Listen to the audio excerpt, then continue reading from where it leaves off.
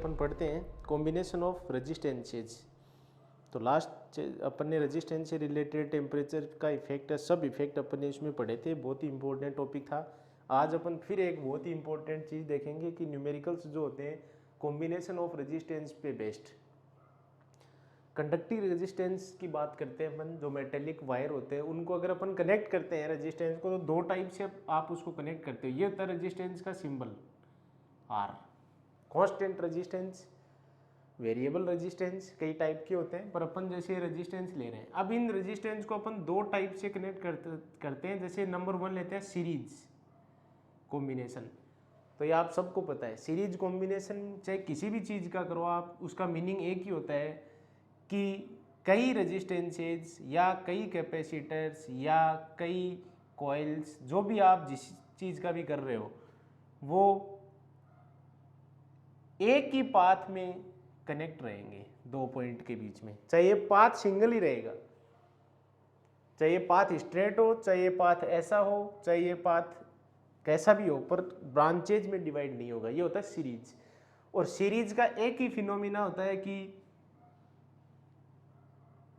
ये वोल्टेज हो गया, बैटरी होगी, सेल हो गया। सीरीज में एक ही चीज़ होती है कि यहाँ से जो करंट शुरू होगा, चार्ज या करंट, वो सेम रहेगा। क्योंकि किरचॉफ का एक रूल होता है जिसको किरचॉफ्स लॉ बोलते हैं, कि वो कहता है कि जितना करंट आउट गोइंग है, जितना चार्ज उतना आना चाहिए। कंजर्वेशन ऑफ चार्ज बेस्ड हो गया है, मतलब इस पे ये कंसेप्ट लगेगा। दूसरा कंसेप्ट कौन सा लगेगा कि ये एनर्जी है, तो ये इन तीनों में ब्रांचेज में डिवाइड हो जाएगी, V1, V2 एंड V3। क्यों? क्योंकि R1, R2 एंड R3 अलग अलग है, तो I सेम रहेगा। सबसे पहले आपको ये समझना है, I चार्ज या current same, V different different है। क्यों? क्योंकि R का वैल्यू डिफरेंट डिफरेंट है, इसलिए ये डिफरेंट डिफरेंट हो गया। Total V, total energy, energy conservation लगा रहा हूं मैं, इन तीनों के सम के इक्वल होगी। इट मींस V किसके इक्वल होगा? V1 plus V2 plus V3। अब ओम्स लॉ से वैल्यू पुट कर दो, V क्या हो जाएगा? IR। ये क्या हो जाएगा? IR1, इसकी वैल्यू IR1, क्योंकि I तो सब में सेम रहेगा। इसमें IR2, क्योंकि I सब में सेम है। इसमें IR3, अब I दोनों साइड कट गया, तो R का वैल्यू हो गया R1 plus R2 plus R3। इसको R इक्विवेलेंट भी बोल सकते हैं और इसको R टोटल भी बोल सकते हैं, या R भी बोल सकते हो। अब इसमें आपको ध्यान क्या रखना है कि I तो सब में सेम है। अब ये वोल्टेज किस टाइप से इनमें डिवाइड होगा? तो V इक्वल टू क्या होता है? IR। I तो सब में सेम है, इसका मतलब V डायरेक्टली प्रोपोर्शनल है किसके? R के। जो रेजिस्टेंस ज्यादा होगा, सीरीज की बात कर रहा हूं मैं, जो हाई होगा उसमें वोल्टेज ज्यादा होगा, जो रेजिस्टेंस कम होगा उसमें वोल्टेज भी कम होगा। दूसरी बात, रेशियो क्या होगा? V1, V2, V3 का, R1, R2, R3 होगा, ये इनका रेशियो। इस तरह से ये वोल्टेज, जैसे 200 वोल्ट है ये मान लो 100 ओम का है, 50 ओम का है, 30 ओम का है, तो सबसे कम वोल्टेज उसमें, सबसे ज्यादा वोल्टेज इसमें जाएगा। सीरीज की बात कर रहे हैं अपन। अगली चीज, अगर मान लीजिए आपके पास n रेजिस्टेंसेज हैं, कितने रेजिस्टेंस हैं? n रेजिस्टेंसेज हैं, और सारे के सारे रेजिस्टेंस सीरीज में है, और सबकी वैल्यू R है। दो रेजिस्टेंसेज है, सब रेजिस्टेंस की वैल्यू कितनी है? R है, और टोटल नंबर ऑफ रेजिस्टेंस कितने हैं? n है। जैसे मान लो मैं कहता हूं 10 रेजिस्टेंस है इस लाइन में, और सबकी वैल्यू 5 5 5 5 है, तो आपको ऐसे सोल्व करने की जरूरत नहीं है, 5 प्लस 5 प्लस ऐसे। n इंटू R इसका आंसर हो जाएगा। R जो टोटल होगा वो कितना होता है? n into R। जैसे 10 है और 5 5 के हैं तो 50 हो जाएगा, ठीक है। जैसे 20 20 ओम के 10 हैं तो 200 हो जाएगा। तो ये आपको इसमें एक चीज ध्यान रखनी है सीधे करने के लिए क्वेश्चन। अब नंबर 2 पे चलते हैं अपन, पैरेलल कॉम्बिनेशन। नंबर 2 पे आ जाएंगे अब, पैरेलल। पैरेलल कॉम्बिनेशन में क्या होगा कि मैनी रेजिस्टेंसेज, बहुत सारे रेजिस्टेंस जो हैं वो अलग अलग ब्रांच में कनेक्ट होंगे, अलग अलग पाथ में। जैसे एक रेजिस्टेंस यहाँ हो गया, दूसरा रेजिस्टेंस इसमें हो गया, तीसरा रेजिस्टेंस इसमें हो गया, इस टाइप से। ये पॉइंट 1, ये पॉइंट 2 हो गया, ये वो बैटरी हो जाएगी V वोल्ट का। अब ये मान लो R1 है, ये R2 है, और ये रेजिस्टेंस R3। अब यहां से कितना करंट आ जाएगा? I। वापस भी आई आना चाहिए, कंजर्वेशन ऑफ चार्ज। अब ये तीनों एक ही पॉइंट से कनेक्ट है, यहां देखो, इसका मतलब एक पॉइंट पे पोटेंशियल की वैल्यू एक की होती है, सेम कांस्टेंट रहती है, यहां तो तीनों में V सेम होगा। तो क्या कंसेप्ट लगेगा इसमें, V सेम, I सब में डिफरेंट डिफरेंट, क्यों, क्योंकि R का वैल्यू डिफरेंट डिफरेंट है। इसीलिए अपने घरों में जितने भी इंस्ट्रूमेंट होते हैं, हाउस होल्ड जो सर्किट होते हैं, वो सारे किस में कनेक्ट होते हैं, पैरेलल में। क्यों, क्योंकि वोल्टेज सेम रहना चाहिए, वरना तो सब में वोल्टेज अलग अलग डिवाइड होगा। तो V सेम रखने के लिए पैरेलल में कनेक्ट करेंगे। अब R सबका अलग अलग है, जैसे मान लो एक रेजिस्टेंस 100 ओम का है, जैसे एक आपने रोड लगा रखी है मान लीजिए 5000 ओम की, एक मान लो बल्ब लगा रखा है 500 ओम का, एक मान लो 20 ओम की कोई CFL लगा रखी है, तो सब में करंट अलग अलग जाएगा। जैसे इसमें जाएगा I1, इसमें चला जाएगा I2 और इसमें चला जाएगा I3, बट I इन तीनों के सम के इक्वल होगा। कंजर्वेशन ऑफ चार्ज है, हर चीज कंजर्वेशन पे डिपेंड रहेगी। अब ओम्स लॉ क्या कहता है, बाई यूजिंग ओम्स लॉ अगर आप लगाओगे तो I इक्वल टू क्या होता है, V अपॉन R, तो यहां V upon R1, V by R2, V by R3, क्योंकि V तो सब में सेम है। अब V तो दोनों साइड कैंसिल हो गया, it means 1 upon R equal to 1 upon R1 plus 1 upon R2 plus 1 upon R3। इसको बोलते हैं R टोटल या R इक्विवेलेंट। अब ध्यान दीजिए, रेशियो क्या रहेगा करंट का, ओम्स लॉ क्या होता है, V equal to I R, I equal to V by R। अब V तो कांस्टेंट है, it means I inversely proportional R के, जो रेजिस्टेंस ज्यादा होगा उसमें करंट कम होगा, या जो रेजिस्टेंस लो होगा उसमें करंट हाई होगा। It means I1 ratio I2 ratio I3 equal to आएगा 1 by R1 1 by R2 1 by R3। तो उस रेजिस्टेंस में करंट कम होगा जिसका रेजिस्टेंस का वैल्यू ज्यादा है। पैरेलल की बात कर रहा हूं मैं, सीरीज की नहीं कर रहा हूं। अब वही बात यहां है कि टोटल नंबर ऑफ रेजिस्टेंसेस जो है वो n है, और हर रेजिस्टेंस की वैल्यू R है। जैसे 10-10 ओम के 20 जुड़े हुए हैं ऐसे कनेक्शन में, तो टोटल रेजिस्टेंस आपको करने की जरूरत नहीं है 1/10 1/10 ऐसे डायरेक्ट लिख देना आप, R/n होगा, R/n। जैसे मान लो 5-5 ओम के 5 और 5 के 3 कनेक्ट है, तो इसका मतलब 5/3 होगा। अगर 5 के ऐसे 10 है तो 5/10 होगा, सिंपल सी बात है। अब बात ये कि क्वेश्चन जो है वो किस टाइप से आ सकते हैं, तो वो तो बहुत सारे टाइप से, जैसे मैंने कैपेसिटेंस वाले में भी आपको 10-12 टाइप के क्वेश्चन बताए थे कम से कम, तो वो क्वेश्चन यहां भी बन सकते हैं। सबसे पहले तो सबसे जो सिंपलेस्ट फॉर्म है उसकी अपन बात करते हैं। जैसे मान लीजिए, तो सबसे पहले सिंपलेस्ट से चलेंगे, तो सिंपलेस्ट में तो यही आएगा फॉर्म। जैसे मान लो रेजिस्टेंस की बात, एक कंसेप्ट और ध्यान रखना है पीछे वाले लेक्चर का, कि R डायरेक्टली प्रोपोर्शनल होगा L के लेंथ के। जैसे आपको कोई कहता है कि एक वायर है और उसकी लेंथ जो है वो L है, चाहे वो कितना भी मीटर है, जैसे 10 मीटर है, L है वो 10 मीटर है। अब इसको आप ऐसे इक्वल पार्ट में डिवाइड कर दो, मान लो 1 मीटर में डिवाइड कर दिया, तो इसका मतलब सबका सेम रेजिस्टेंस होगा। जैसे 10 मीटर था, 1 मीटर के आपने पार्ट बना लिए, और मान लो 10 ओम था, तो एक एक ओम के बनेंगे सब, क्योंकि ये सीरीज में है, पहले सीरीज में तो है, जैसे एक यहाँ से यहाँ तक, फिर ये सीरीज है, तो ये आपको ध्यान रखना है। जैसे मान लो मैं आपको एक क्वेश्चन पूछता हूं कि resistance of a wire is, resistance, confusing question है, of a wire is capital R ohm. Now wire cut into n parts equal, and all parts are connected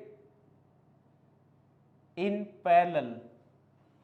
Find equivalent resistance in parallel combination, ये question आ गया। तो ध्यान से पढ़ना है इस question को। कैसे आप सॉल्व करोगे, जैसे देखो मैं क्या कह रहा हूं, मेरे पास एक ये वायर है ए से बी तक जिसका रेजिस्टेंस पूरे का आर है, और इसके मैंने एन इक्वल पार्ट कर दिए और वन पार्ट का रेजिस्टेंस सबका सेम होगा, ये तो अपन को पता चल गया क्योंकि लेंथ सेम है। इसका मतलब सबका जैसे R dash R dash R dash है, किस में कनेक्ट है, सीरीज में। ये भी आर डैश, ये भी आर डैश, ये भी आर डैश, और सीरीज में आंसर क्या आता है, एन इंटू आर डैश आएगा। टोटल एन पार्ट है, हर पार्ट का कितना आर डैश, तो सीरीज में आंसर कितना होगा, एन इंटू आर डैश। इसको इसका वैल्यू गिवन है आपको कितना, आर, ये रहा, resistance of a wire is R. तो एक पार्ट, हर पार्ट का रेजिस्टेंस मेरे पास आ गया, कितना है हर पार्ट का, आर डैश का वैल्यू कितना है, आर बाई एन, हर का वैल्यू आ गया मेरे पास। अब इन आर डैश को आप पैरेलल में कनेक्ट कर दो, इस आर डैश को आपको किस में कनेक्ट करना है, सबको पैरेलल में। अब पैरेलल में आंसर क्या होता है, आर डैश बाई एन होता है, यही तो होता है। आर इक्विवेलेंट जो होता है पैरेलल में वो होगा R dash upon N. R dash की वैल्यू क्या है, आर अपॉन एन, इसका मतलब मैं वैल्यू जो पुट करूंगा यहां तो आर अपॉन कितना हो जाएगा, एन स्क्वायर। तो इस क्वेश्चन का आंसर जो है वो आर अपॉन एन स्क्वायर होगा, आर बाई एन नहीं होगा। तो आपको कंफ्यूज नहीं होना है इसमें, ऐसे क्वेश्चनों में। अगला, जैसे मान लो मैं कहता हूं resistance of a wire is capital R ohm. दूसरा एग्जांपल बता रहा हूं मैं आपको, resistance of a wire is capital R ohm, यहां से लेके यहां तक पूरे का आर ओम है, इस पूरे का। अब इसको सर्कल फॉर्म में बेंड कर दो, bend into circular form. Then find equivalent resistance between two diametrical points. दो डायमेट्रिकल पॉइंट चूज कर लो, ए एंड बी, इन दोनों के बीच में इक्विवेलेंट बताओ। तो आपने इसको दो में डिवाइड कर दिया। देखो आधा तो ये रहा। एक चीज और बता दूं मैं आपको कि वायर को ऐसे साइज या शेप चेंज करने से, नेचर नहीं, साइज और शेप चेंज करने से उसका रेजिस्टेंस चेंज नहीं होता है, चाहे ऐसे रहो चाहे ऐसे बेंड करो। तो ये आधा पार्ट यहाँ गया इस वायर का, आधा यहाँ गया, इसका मतलब आर के दो पार्ट हो गए, ये भी आर बाई टू हो गया, और नीचे वाला ये वाला पार्ट है ये भी कितना हो गया, आर बाई टू। दोनों किस में कनेक्ट, आर बाई टू और आर बाई टू पैरेलल में है। देखो एक तो ये रहा आर बाई टू, एक ये रहा आर बाई टू, तो पैरेलल में है। तो कितना आंसर हो जाएगा पैरेलल में, आर इक्विवेलेंट कितना हो जाएगा, R by two by two. ठीक है, आर बाई टू वैल्यू है कितने, दो, तो ये हो गया आर बाई फोर। तो दो डायमेट्रिकल पॉइंट के बीच में हो जाएगा R equivalent R by four. जैसे और बताता हूं मैं आपको एक से example, resistance of a wire is R ओम।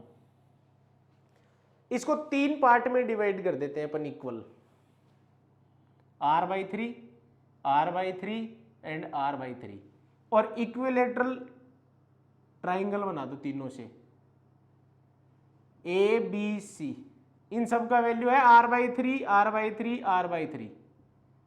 अब एक साइड के किन्हीं भी दो पॉइंट के बीच में आपको रेजिस्टेंस पूछ सकता है वो, जैसे ए और सी के बीच में बताओ रेजिस्टेंस कितना होगा, तो कैसे सॉल्व करोगे, ये दोनों सीरीज में है कि नहीं है, तो आर बाई थ्री कितना हो जाएगा सीरीज में, टू आर बाई थ्री हो जाएगा। तो ये लो टू बाई थ्री आर, ये ए रहा और ये सी रहा, इन दोनों के बीच में भी कितना है, अब ये दोनों के बीच में तो बताना है इसके और इसके, तो ये और ये किस में हो गए, पैरेलल में। तो पैरेलल में कितना आंसर हो जाएगा, one by R equal to one upon, ये लिखो टू बाई थ्री आर, तो ये थ्री ऊपर चला जाएगा, प्लस वन अपॉन यह आ जाएगा आर बाई थ्री ऊपर चला जाएगा, टू आर एलसीएम आ जाएगा, तो थ्री प्लस सिक्स, तो नाइन अपॉन टू आर। उल्टा करना पड़ेगा फिर आपको, तो आंसर कभी भी लिखोगे पैरेलल में तो वही सिस्टम है, उल्टा करके लिखना 2r और अपॉन में 9, इस टाइप से। जैसे मान लो मैं 4 पार्ट करता हूं, और बता देता हूं आपको। जैसे मान लो मैंने 4 पार्ट कर दिए इक्वल, एक रेजिस्टेंस है जिसका वैल्यू है r और इसके इक्वल 4 पार्ट्स कर दिए, तो सब पार्ट का कितना होगा r/4 r/4 r/4 r/4। अब इन सबको कनेक्ट कर दो एक स्क्वायर में, ABCD, सबकी वैल्यू कितनी है r/4 r/4 r/4 and r/4। अब जैसे वो 2 क्वेश्चन पूछ सकता है इसमें, या तो एक साइड के दोनों एंड के बीच में, तो ये तीनों सीरीज में हो जाएंगे, फिर वो आएगा वो और ये पैरेलल में आंसर आ जाएगा। या वो आपसे ये भी पूछ सकता है 2 डायगोनली के पॉइंटों के बीच में, जैसे एक डायगोनल ये हो गया एक डायगोनल वो हो गया, तो इसके और इसके बीच में पूछ सकता है। तो ये दोनों सीरीज में, ये दोनों सीरीज में, और फिर दोनों वाले पैरेलल में। तो एक इस टाइप के क्वेश्चन होते हैं जो मैंने अभी बताया, उनमें वैल्यू गिवन नहीं रहता है, आपको खुद को ही सोल्व करना पड़ेगा उसको कंसेप्ट लगा के कि आर डायरेक्टली प्रोपोर्शनल होता है किसके, ए के, एल के। नेक्स्ट टाइप में आपको गिवन रहेगा, जैसे मान लीजिए मैं बोलता हूं कि कैपेसिटेंस की तरह सेम, अब मैं पूछता हूं आपसे इन R1 R2 और R3 है भाई, ये जैसे ये है R1 ये है R2 और ये R3, तो इस तरह क्वेश्चन मैंने आपको कैपेसिटर में बताया था कि इनको आपको नंबरिंग देनी है, ऐसे नहीं है कि इनको हटा दोगे आप यहां से, नहीं, नंबरिंग देके जहां पहला है वहां 1 1 कनेक्ट करोगे, जहां 2 है वहां 2 2 कनेक्ट कर दो, और फिर 1 1 वाले से जो जो कनेक्ट है वो 1 से, और 2 वाले से तो पैरेलल में बन जाएगा ये, तो ये अपन को पता है। और बता देता हूँ आपको, जैसे मान लीजिए कई बार पता नहीं चलता है, कई बच्चे ऐसे कंफ्यूज हो जाते हैं कि इनको कैसे सोल्व करें, तो देखना ध्यान से। जैसे मान लो एक ये रेजिस्टेंस है एक ये रेजिस्टेंस है, ठीक है, यहाँ एक रेजिस्टेंस और कनेक्ट है, यहाँ भी एक रेजिस्टेंस और कनेक्ट है, यहाँ एक रेजिस्टेंस है और एक यहाँ रेजिस्टेंस है। जैसे मान लो ये सब 5 है, कोई दिक्कत नहीं है, 5 5 के हैं सारे, और यहाँ एक 10 वोल्ट का बैटरी है, तो आपसे वो करंट पूछ सकता है कि इसमें कितना करंट फ्लो रहा है, तो कैसे सोल्व करोगे। अब कहीं के ऐसे कंफ्यूजन हो जाएगी, अब कैसे सोल्व करें कि पता ही नहीं चल रहा कि ये किसमें ये किसमें। तो देखो ध्यान रखो, इन चीज का मीनिंग एक ही होता है, क्लियर कर लो। यहाँ जैसे मान लो ये 5 है, अब यहां से अगर मैं एक यहाँ कनेक्ट कर दूं ये 5, या मान लो एक मैं यहां से कनेक्ट कर दूं ये 5, ये पैरेलल में ही है। अरे यहां से करो, इसको यहां कनेक्ट कर दो हटा के, गलत नहीं रहेगा। चाहे इसको अगर आप यहां करना चाहो तो इसको यहां कर दो, एक ही बात है। तो अगर मैं इस सर्किट को ऐसे बना दूं कि ये वाला पॉइंट, जैसे ये देखो ये यहां ले आऊं और इसको भी यहां ले आऊं, तो क्या कहां दिक्कत है, इस वाले को यहां ले आओ इसको भी यहां ले आओ, तो ये ऐसे भी तो बन सकता है। ये वाला यहां लाना है, ये वाला यहां लाना है, 5 और 5, फिर ये यहां लाना है, ये यहां लाना है, 5 और 5, ठीक है। ये था A, ये था B, और ये 10 वोल्ट का आपके यहाँ कनेक्ट। अब बच गए 2, एक ये रह गया एक ये रह गया, तो इसको चाहे यहां ले आओ, कहां दिक्कत है। अब आप आराम से इसको सोल्व कर सकते हो। ये दोनों किसमें है, पैरेलल में, तो 5/2 हो जाएगा। ये दोनों भी किसमें है, पैरेलल में, तो ये भी 5/2 हो गया। फिर ये दोनों हट जाएंगे, मतलब इन दोनों का एक बन गया था कितना, 5/2, और इन दोनों का भी एक बन गया था कितना, 5/2। अब ये दोनों किसमें हो गए हैं, सीरीज में, तो वापस 5 हो जाएगा, तो ये लो 5। अब ये तीनों किसमें हो गए हैं, पैरेलल में, तो वापस 5/3 हो गया। तो आपके पास टोटल R जो है वो है 5/3। V कितना दिया हुआ है, 10, तो I आप निकाल सकते हो। I इक्वल टू क्या होता है, V/R। V का वैल्यू 10, R का 5/3, तो 6 एम्पियर करंट है इसमें। ये इस तरह से करने हैं आपको। अब एक चीज और बताता हूं आपको कि कई बार इस टाइप के क्वेश्चन आते हैं कि हर ब्रांच में अगर आपको करंट जैसे डिवाइड करना हो, ये अपन पहले क्लियर कर चुके हैं कि ऐसा अगर कोई क्वेश्चन आ जाए मैं बार बार आपको कैपेसिटेंस वाले हैं वो दोबारा नहीं बताऊंगा एक एक। जैसे इस टाइप का इन्फिनिटी तक चलता जाए तो ये क्वेश्चन अपन ने कर लिया है। कैसे सॉल्व किया जाएगा इसको, जहां भी शुरू हो रहा है, जैसे एक बैटरी आप एक बार ऐसे अपनी तरफ से कंसीडर कर सकते हो, फिर लूप देखना है सिमेट्रिक है क्या। जैसे देखो इस लूप में 1 2 3 आ रहे हैं, आगे वाले में देखो जैसे यहां से मान लो वो लूप शुरू हो रहा है 1 2 और 3 आ रहे हैं तो सिमेट्रिक है। तो जहां भी एक लूप हुआ वहां से कट कर दो। अगर नहीं हो रहा है, जैसे मान लो किसी में ये नहीं है, यहां और फिर आगे वाले में है, तो आगे वाले का जो नहीं है इसमें वो ले लो और फिर कट कर दो, जैसे ऐसे कट कर दो। अगर वो नहीं है तो ऐसे कट कर दो, इस टाइप से। तो आपने इसको कट कर दिया P और Q, और यहां आपको एक रेजिस्टेंस लेना है, उसका वैल्यू क्या लेना है आपको X। ये X क्या है, उधर वाले पूरे का आंसर है। तो इन एक इसका और इसका उसका क्या फर्क पड़ेगा उसमें, तो जो R इक्विवेलेंट आएगा इन दोनों को सॉल्व करोगे पैरेलल में, फिर जो आएंगे वो सीरीज में, उसकी जगह भी आपको क्या लिखना है, X ही लिखना है बस। तो ये आप इस तरह के मैंने आपको बहुत बता दिए हैं कैपेसिटेंस में, तो वो सेम है। अब इसमें एक टाइप का क्वेश्चन बनता है कि जैसे मान लीजिए कई बार वो ये पूछ लेते हैं कि मैं ये बोलता हूं ये मान लो 6 ओम है, ये भी 6 है, फिर ये मान लीजिए 2 ओम, ये है 4 ओम और ये है 2 ओम, ठीक। और ये एक यहां बैटरी 10 वोल्ट का है। अब आपसे पूछा जाए कि हर ब्रांच में करंट बताओ, इसमें भी इसमें भी इसमें भी इसमें भी और इसमें भी, तो आपको कुछ भी नहीं करना, यहां से आई लेना है। ये दोनों किस में कनेक्ट हैं, पैरेलल में। तो पहले टोटल आई निकाल लो, कैसे निकलेगा, इन दोनों का कितना हो जाएगा पैरेलल में अगर सोल्व करोगे तो 6/2 3 हो गया, ये 2 है, इसको सोल्व करोगे 1/4 प्लस 1/2